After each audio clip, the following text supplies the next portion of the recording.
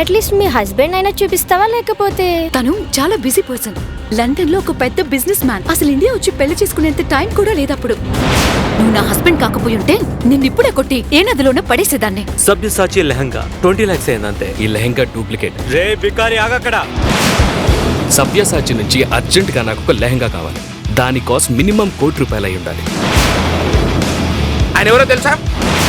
ఒక special person తో మీకు మీటింగ్ అరేంజ్ చేశారు. ఇది ₹200 కోట్ల డీల్ సార్.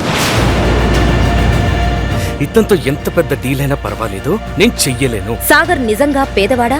ఒకవేళ అయితే అంత పెద్ద డీల్ చేయడానికి ఎందుకు వచ్చాడు?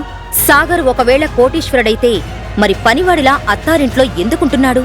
సాగర్ గురించిన నిజం అఖిలకు తెలిస్తే ఏం జరగనుంది? అసలు సాగర్ పెళ్లి అఖిలతో ఎందుకు జరిగింది? ఈ ప్రశ్నలన్నింటికీ సమాధానం తెలుసుకోవాలనుకుంటే ఇప్పుడే డౌన్లోడ్ చేసుకోండి పాకెట్ FM. వినండి.